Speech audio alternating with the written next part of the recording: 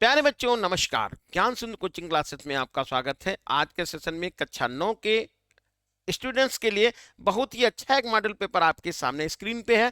बस आपको हमारे साथ बने रहना है और हर एक क्वेश्चन का आंसर हमारे साथ देना है, लेकिन अपने यार दोस्तों को साथ में लेते हुए, जिससे जी आप ये पता चलेगा कौन सा आंसर इसमें सही दे रहे हैं, कितने लोग आंसर गलत दे रहे हैं।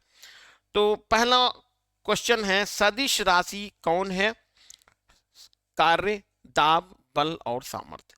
तो सदिश राशियां वे होती हैं जिनको व्यक्त करने के लिए परिमाण के साथ साथ दिशा की भी जरूरत होती है, सदिश राशियां कहलाती हैं। ठीक है, तो सदिश राशि देखिए यहां पर बल है, इसलिए ऑप्शन नंबर यहां पर थर्ड सही होगा। अगला क्वेश्चन देख लीजिएगा, अदिश राशि क्या है? तो अदिश राशियां क्या होती हैं? वे राशियां जिनको व्यक्त करने के लिए केवल परिमाण ही काफी होता है, अदिश राशियां कहलाती हैं। संवेग, आवेग, बल और दाब, ये जैसे मिला लीजिएगा। देखो यहां पर ये तो बल देखिए इसमें सही था, अब इसी से टैली करिएगा तो दाब इसमें मिल रहा है, इसका मतलब दाब कैसी राशि हो गई? सदिश राशि हो गई। ठीक है, और बल कैसी राशि हो गई? सॉरी, यहां पर अदिश राशि ये थी, यहां पर निकालना था क्या था? सदिश राशि थी, और सदिश में यहां पर दाब नहीं था, सदिश में कौन सा लिखा था? बल लिखा था। तो हमारा आंसर क्या सही होगा? Fourth number. वैसे देखिए अदिश राशि यहां पर दाब है, संवेग और आवेग तथा बल, तीनों जो ये राशियां हैं, संवेग, आवेग और बल, ये तीनों सदिश राशियां हैं, इसलिए ऑप्शन नंबर यहां पर फोर्थ सही होगा। घर्षण हमारे लिए लाभदायक है और हानिकारक है, इनमें से दोनों है और इनमें से कोई नहीं। तो घर्षण क्या होता है? जब हम चलते हैं तो हमारे पैरों के बीच में जो बल लगता है वो घर्षण बल होता है। तो घर्षण बल यदि नहीं है तब भी हमको दिक्कत है, हम गिर पड़ेंगे, चल नहीं पाएंगे। और घर्षण बल ज्यादा है तो हमको चलने में दिक्कत होती है। इसका मतलब यह होगा कि घर्षण बल लाभदायक भी है और हानिकारक भी है। ऑप्शन नंबर यहाँ पर थर्ड सही हो जाएगा। किसी वस्तु का भार है 10 किलोग्राम, उसका पृथ्वी पर भार कितना होगा? किसी वस्तु का द्रव्यमान, सॉरी, किसी वस्तु का द्रव्यमान, भार नहीं कहा, द्रव्यमान 10 किलोग्राम, पृथ्वी पर भार कितना होगा? तो डब्लू निकालना है। डब्लू मीन्स होता है एमजी। भार क्या होता है? जिस बल से पृथ्वी किसी वस्तु को अपनी तरफ खींचती है वो उसका भार कहलाता है। तो आप एम लिख लीजिएगा 10 और जी का मान 9.8 लिख लीजिएगा। कितना? 9.8। तो 10 से जरा गुणा कर लीजिएगा तो कितना हो जाएगा?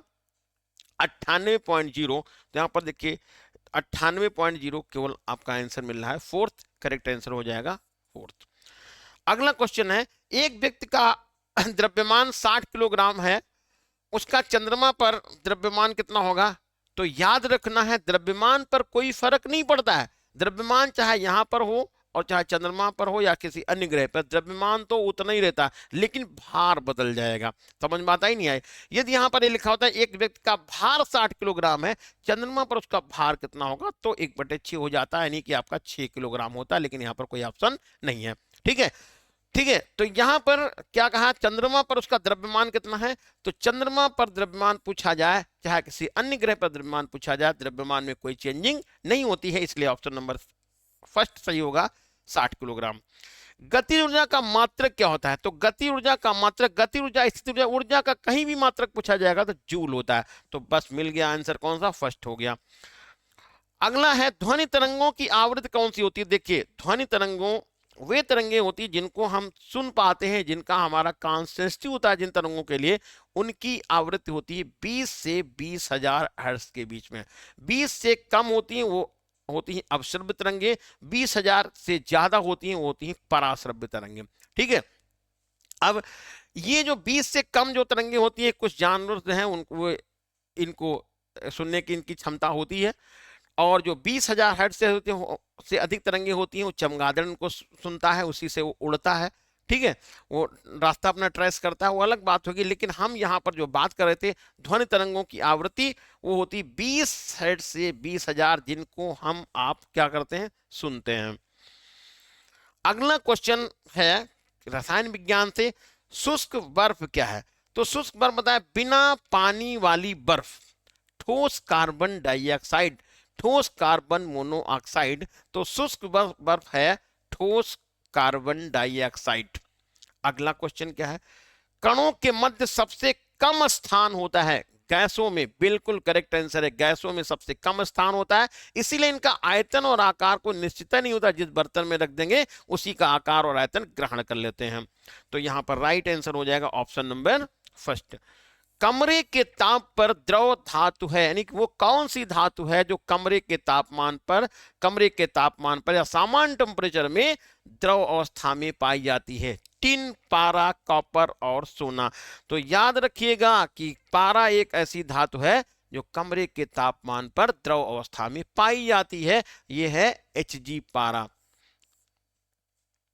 अगला क्या है?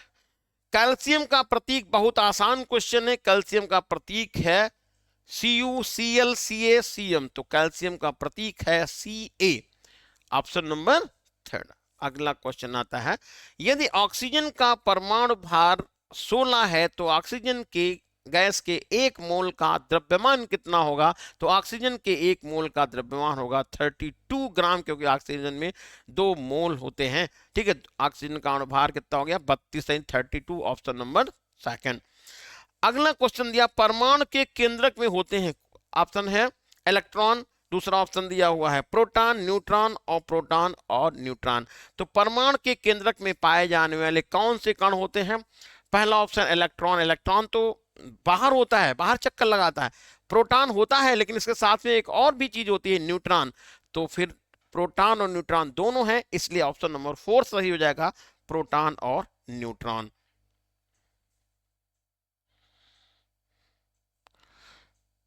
अब बढ़ते हैं ये थर्ड पार्ट की तरफ, और थर्ड पार्ट में आपका जो पहला क्वेश्चन है, जंतु कोशिका में प्रोटोप्लाज्म और तथा अन्य वातावरण के बीच की रोधिका क्या है, ये आपको बताना है। ऑप्शन ए या ऑप्शन बी, यानी 1 या 2, फिर 3 या फिर 4 नंबर, बताइए जल्दी से। जंतु कोशिका में प्रोटोप्लाज्म तथा अन्य वातावरण के बीच में कौन रोधिका है, ये आपको बताना है। ठीक है, तो बताइए, cell wall, nuclear membrane, tonoplast या प्लाज्मा मेम्ब्रेन। तो इसका राइट आंसर जाता है ऑप्शन नंबर 4 की तरफ, और ये है प्लाज्मा मेम्ब्रेन। शब्द सेल देने वाले शब्द सेल यानी कोशिका का नाम किसने दिया है, ये आपको बताना है। तो ऑप्शन दिया हुआ है निवेन हक, रॉबर्ट हुक, फ्लेमिंग और रॉबर्ट ब्राउन ने। तो कोशिका यानी शब्द सेल का नाम देने वाले जो है वैज्ञानिक का नाम बोले कौन सा है भैया? तो रॉबर्ट हुक है, ऑप्शन नंबर सेकंड। अगला क्वेश्चन है, कोशिका सिद्धांत को प्रस्तावित करने वाले थे कौन थे? स्वीडन एंड सॉन, वाटसन एंड क्रिक, डार्विन और वेलेस और मेंडल ने कौन से, बताइए भैया, कोशिका का सिद्धांत प्रस्तावित करने वाले थे? बताइए कौन सा? ऑप्शन नंबर फर्स्ट होगा स्वीडन एंड सॉन। अब आता है 17 नंबर क्वेश्चन, और 17 नंबर क्वेश्चन में कहा स्नायु और कंडारा इसके बने होते हैं। तो स्नायु और कंडारा किसके बने होते हैं? उपकला ऊतक, पेशी ऊतक, उपास्थ ऊतक और संयोजी ऊतक। ऑप्शन ए है कि ऑप्शन बी, ऑप्शन सी या ऑप्शन डी में से कौन सा सही है? जरा बताइए भैया, आंसर दीजिए कि स्नायु और कंडारा इसके किसके बने होते हैं? तो ऑप्शन हो गया यहां पर 4th सही, संयोजी ऊतक, ऑप्शन नंबर 4 संयोजी ऊतक। चलिए आगे बढ़ जाते हैं। क्वेश्चन नंबर 18 है, कोलेजन को जब जल में उबालते हैं तो वह इसमें से परिवर्तित कर देता है किसको?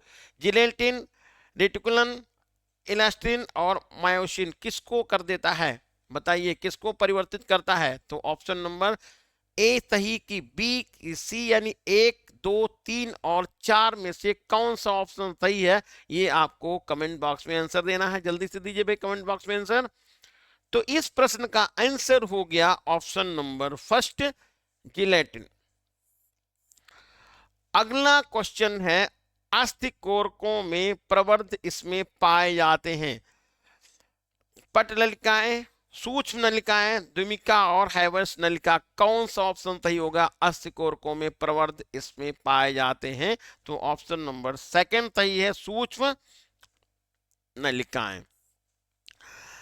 अब आता है इस का लास्ट क्वेश्चन 20 नंबर। कणिकाओं को निकाल देने के पश्चात रुधिर का तरल अंश क्या होता है?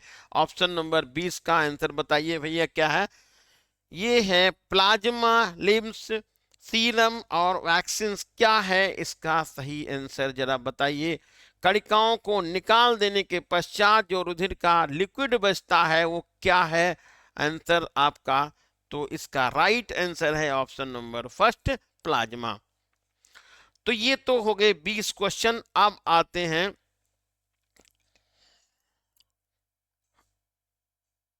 अगले वर्णनात्मक प्रश्न में।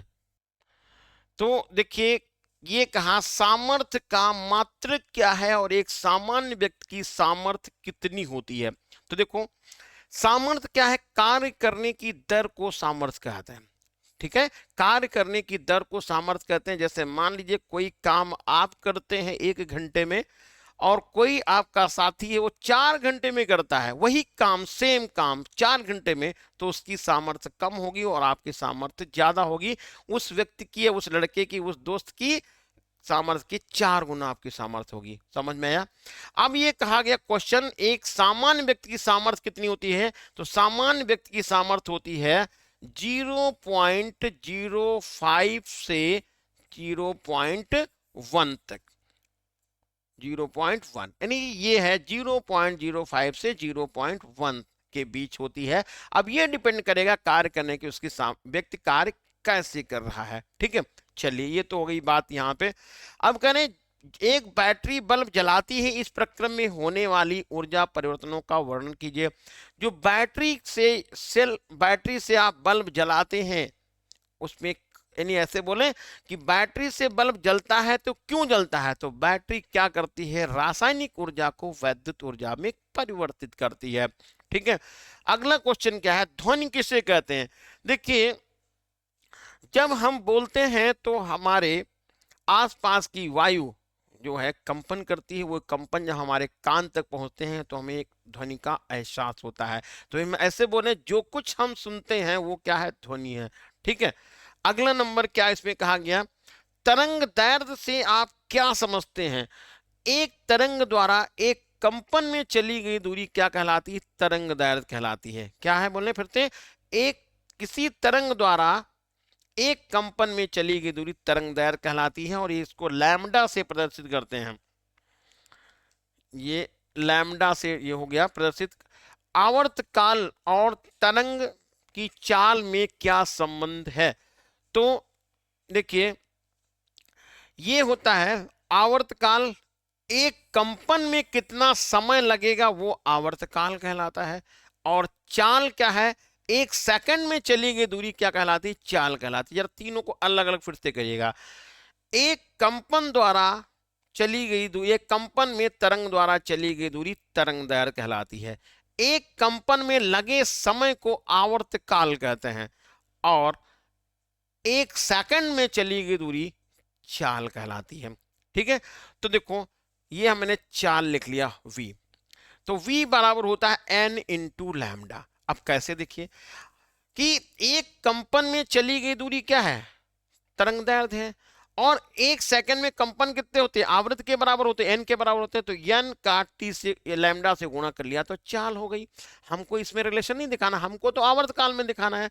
तो v इक्वल ये हो जाएगा 1/t और ये लैम्डा। तो v इक्वल हो जाएगा λ/t। ये रिलेशन पता चल गया तरंग की चाल, तरंग दैर्ध्य और आवर्तकाल के बीच में। अगला क्वेश्चन क्या है? किसी माध्यम में ध्वनि द्वारा उत्पन्न विक्षोभ आपके कानों तक कैसे पहुंचता है? देखिए जैसा भी मैंने बताया, जब हम बोलते हैं तो हमारे जिह्वा के द्वारा, जीभ के द्वारा कंपन उत्पन्न होते हैं, डिस्टरबेंस उत्पन्न होता है, विक्षोभ उत्पन्न होता है। वही विक्षोभ हमारे आसपास की वायु में उत्पन्न होते हैं। वो विक्षोभ धीरे धीरे बढ़ते बढ़ते हमारे जब कान तक पहुंचता है तभी हमें ध्वनि का एहसास होता है। ठीक है, ध्वनि की प्रबलता और तीव्रता में क्या अंतर है?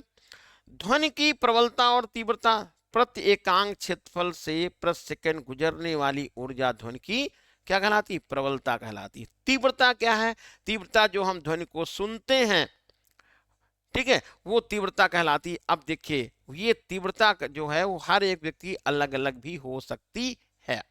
चलिए यहां तक भी खत्म हो गया।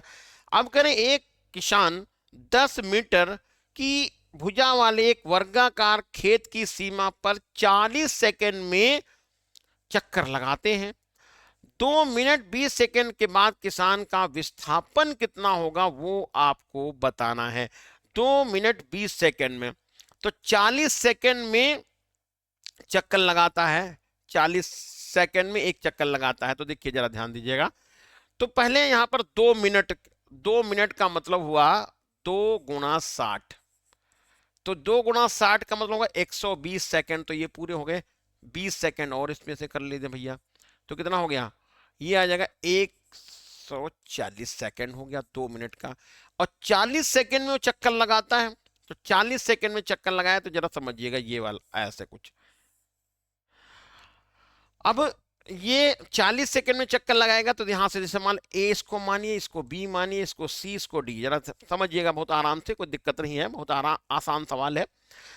ए से बी यानी हम इसकी भुजा को 10 लिखते हैं, तो ए बी भी 10, बी सी भी 10, सी डी भी 10, यानी चारों भुजाएं वर्गाकार हैं, चारों भुजाएं बराबर हैं। तो ए से बी आया, बी से सी आया, सी से डी, डी से ए, कितना सेकंड समय लग गया, 40 सेकंड का समय लग गया, एक चक्कर पूरा हो गया। फिर दोबारा में वो 40 सेकंड लगाएगा, तो फिर चक्कर एक पूरा हो गया। तीसरे चक्कर में फिर वो 40 सेकंड लगाएगा, तीसरा चक्कर पूरा हो गया। कितने हो गए, 120 सेकंड तो पूरे हो गए। अभी उसके पास 20 सेकंड शेष हैं, तो 20 सेकंड में यहां से यहां और ठीक है यहां से यहां इतनी दूर आएगा, क्योंकि 40 सेकंड में पूरा चक्कर लगाता है, तो आज जो है 20 सेकंड में आधा चक्कर लगाएगा, यानी इतना ये 10 आएगा और ये भी 10 आएगा। समझिए जरा, तो ध्यान दीजिएगा, 120 सेकंड में वह किसान 3 पूरे चक्कर लगाता है और एक लगाता है आधा चक्कर, यानी 3 पूरे चक्कर और आधा चक्कर लगाता है। ऐसे सीधे बोले तो 3.5 चक्कर लगाता है। ठीक, अब विस्थापन निकालना है, तो विस्थापन क्या होता है, प्रथम और अंतिम अवस्था के बीच की दूरी लिखनी, शॉर्टकट दूरी लिखनी होती है। ठीक, तो एक चक्कर में जहां से चला था वहीं पहुंचा, विस्थापन 0, फिर दूसरे में फिर वहीं पहुंचा, विस्थापन 0, तीसरे में भी वहीं पहुंच गया, विस्थापन 0। अब चौथा चक्कर पूरा तो हुआ नहीं, अब यहां से चला था और यहां पर पहुंचा, ये इतनी शॉर्टकट दूरी निकालनी है। तो ये हो जाएगा AC का यदि आपको मान निकालना होगा, तो 10 का स्क्वायर करेंगे और प्लस 10 का स्क्वायर करेंगे, और ये हो जाएगा आपका 100, और ये भी हो जाएगा 100। रूट निकाल लेंगे तो ये आ जाएगा 10 या 200 लिख दो, ऐसे कोई दिक्कत नहीं है। तो ये आ जाएगा 10√2 मीटर। तो विस्थापन कितना हो गया, 10√2 मीटर हो जाएगा। ठीक, अनुप्रस्थ और अनुदैर्घ्य तरंगों में क्या अंतर है वो बताना है। तो देखो अनुप्रस्थ तरंगे क्या है, जैसे तरंग चल रही हो तो माध्यम के कण तरंग चलने की दिशा के लंबवत कंपन कर रहे हो, अनुप्रस्थ तरंग कहलाती है। सीधी सी बात ऐसे समझ लीजिएगा, रस्सी आपके घर में लगी होगी जिसपे आप कपड़े डालते होंगे सुखाने के लिए, तो वायर लगा होगा, तार लगा होगा, तो रस्सी को क्या करिए आप ऐसे जरा पकड़ के हिला दीजिए, ऐसे कर दीजिएगा, फिर वो रस्सी ऐसे से कंपन करेगी, ऊपर नीचे ऐसे से कंपन करेगी, ऐसे से कंपन करेगी, और वही कंपन चलते चलते उधर की तरफ पहुंच जाएंगे। तो जरा बताइए, जो रस्सी को माध्यम मानिएगा, माध्यम के कण कैसे कंपन कर रहे हैं, ऊपर नीचे अप डाउन कर रहे हैं, और तरंग जारी ऐसे चल रही है। ठीक, तो ऐसे कंपन क्या कहलाते हैं, अनुप्रस्थ तरंग कहलाती है। ठीक है, तो अनुदैर्घ्य तरंग क्या है, स्प्रिंग को ले लीजिए, स्प्रिंग को किसी आधार से ऐसे लटका दीजिए, नीचे आप कोई बांट लटकाइए, भार लटका दीजिए, तो आप देखेंगे स्प्रिंग के जो छल्ले होंगे, रिंग होंगे, वो फैल जाएंगे। ठीक है, अब क्या करिए, उस बांट को थोड़ा सा नीचे पकड़ के खींच लीजिएगा, ऐसे नीचे पकड़ के खींचेंगे और फिर छोड़ेंगे, तो जो बांट है वो ऐसे अप डाउन कंपन करेगा, ऐसे ऐसे। तो जरा समझिएगा, जब यहाँ पर रस्सी वो जो छल्ले हैं वो ऊपर की तरफ जा रहे होंगे तो बांट भी ऊपर जा रहा होगा, यानी रस्सी छल्लों के बीच के जब गैप कम हो रहा होगा तो बांट भी ऊपर जा रहा होगा, छल्लों के बीच में जो गैप ज्यादा हो रहा है तो बांट भी नीचे आ रहा है। तो कहने का मतलब ये था, माध्यम के कण तरंग चलने के अनुदिश गति करते हैं, क्या कहलाते हैं, अनुदैर्घ्य तरंग कहलाती है। ठीक, फिर हो गया अगला क्वेश्चन, ऊर्जा रूपांतरण से क्या तात्पर्य है, एक प्रकार की ऊर्जा का दूसरे प्रकार की ऊर्जा में परिवर्तन ऊर्जा रूपांतरण कहलाता है। ठीक है, जैसे विद्युत ऊर्जा का रूपांतरण प्रकाश ऊर्जा में, विद्युत बल्ब करता है, एलईडी करता है। ठीक है, रासायनिक ऊर्जा का रूपांतरण विद्युत ऊर्जा में जो बैटरी करती है। सौर ऊर्जा का जो रूपांतरण सोलर प्लेट जो होती है वो इलेक्ट्रिक ऊर्जा में कन्वर्ट करती है। तो ऊर्जा का रूपांतरण एक प्रकार की ऊर्जा का दूसरे प्रकार में कन्वर्ट करना ही क्या कहलाता है, ऊर्जा रूपांतरण कहलाता है। अगला क्वेश्चन आता है, गति ऊर्जा की परिभाषा दीजिए। तो गतिज ऊर्जा किसी वस्तु में गति के कारण जो कार्य करने की क्षमता होती है उसे क्या कहते हैं, गति ऊर्जा कहते हैं। ठीक, किसी वस्तु में गति के कारण जो कार्य करने की क्षमता होती है उसे गति ऊर्जा कहते हैं। और गति ऊर्जा का जो सूत्र बनता है वो हाफ mv² होता है, 1/2 mv² बन गया, ये हो गया। अगला क्वेश्चन है, 1500 किलोग्राम द्रव्यमान की कार को 60 किलोमीटर प्रति घंटे के वेग से जो चल रही थी, रोकने के लिए किए गए कार्य का परिकलन कीजिए। तो कार्य का परिकलन आपको करना है। तो यहां पर क्या है, यहां पर वेग, इसकी पहले गति ऊर्जा निकाल लिए कितनी है, हाफ mv² से। देखो ये द्रव्यमान कितना है, m है 1500 किलोग्राम, लिख जाइए 1500 किलोग्राम, और वेग है 60 गुणा 5/18। क्यों किया है, क्योंकि किलोमीटर प्रति घंटा था, इसको मैंने मीटर पर सेकंड में बदल लिया है। ये 3 और ये हो जाएगा 10, तो v का मान होगा 50/3। ठीक है, तो गति ऊर्जा निकालिए हाफ mv², हाफ mv²। जितनी गति ऊर्जा होगी रोकने के लिए उतना ही कार्य करना पड़ेगा। क्यों, क्योंकि गति ऊर्जा बल को वस्तु को क्या हो गई, रुक जा रही है। रोकने के लिए जितनी इसके पास गति ऊर्जा होगी हाफ mv², उतना ही रोकने के लिए कार्य करना पड़ेगा। ठीक है, चलिए आगे बढ़ जाते हैं। अब रसायन विज्ञान में क्या है, गैस पूरी तरह से उस बर्तन को भर देती जिसमें रखते हैं। तो अभी मैंने बताया कि गैसों के बीच में जो गैप होता है वो बहुत ज्यादा होता है। इनके बीच में आकर्षण बल बिल्कुल नगण्य के बराबर होता है, इसलिए जिस बर्तन में रखते हैं उसी में पूरा ये फैल जाती है। गैस बर्तन की दीवारों पर दाब डालती है। तो क्या होता है, गैस जब जिस बर्तन में रखते हैं उसके अणु अनियमित रूप से गति करते रहते हैं, अनियमित रूप से इधर उधर गति करते रहते हैं। अब बताइए, जब गति करेंगे तो स्वाभाविक सी बात है उसके अणु दीवार से टकराएंगे, निकलने की कोशिश करेंगे, तो टकराएंगे तो उस पर दाब डालेगी। अगला क्वेश्चन क्या है, लकड़ी की ठोस मेज कहलाती है। क्यों, क्योंकि लकड़ी के यानी कि जो बोले अणुओं के बीच में गैप बहुत ही कम होता है, अंतराणविक बल का मान ज्यादा होता है, इसलिए वो क्या होती, ठोस होती है। अब अगला क्वेश्चन कहा है, हवा में हम आसानी से हाथ को हिला सकते हैं, लेकिन एक ठोस लकड़ी के टुकड़े में हाथ हिलाने से हमारे हाथ में चोट लग जाती है। तो क्या है, देखो अभी कहा कि ठोस के जो गैस है, गैस के अणुओं के बीच में खाली स्थान बहुत ज्यादा है, अन्य के अणुओं की भी आकर्षण बल बहुत कम है। तो जैसे जैसे हम हाथ को ऐसे हिलाते हैं तो अणु तुरंत हट गए, कोई विरोध ही नहीं किया। जैसे हम हाथ को यहां से हटाया और कहा भैया तुम आओ, हम हट जा रहे हैं, तो अणु हट गए, तो इस पर कोई बल नहीं लगा, आपको कोई दिक्कत नहीं हुई। लेकिन लकड़ी के अणुओं के बीच में आकर्षण बल मजबूत है, वो अपना स्थान ही नहीं छोड़ रहे हैं। जब हाथ मारेंगे तो स्वाभाविक सी बात है, वो प्रतिक्रिया से आपके हाथ पे चोट लग जाएगी। अगला क्वेश्चन क्या है, निम्नलिखित पदार्थों में मोलर द्रव्यमान निकालने, ये आपको लगाना है। अगला क्वेश्चन है, पदार्थों के कणों के आकार के विषय में क्या समझते हैं। कैथोड किरणों के 2 गुण लिखने हैं, कैथोड किरणों के परमाणु, रदरफोर्ड का परमाणु मॉडल की सीमाएं क्या है, ये आपको बताना है। फिर है टिप्पणी लिखना है, समस्थानिक और समस्थानिक कैलान ले और संतृप्त विलयन क्या है, इस पर आपको छोटा सा जो है मार्क लिखना है, मतलब टॉपिक पर लिखना है।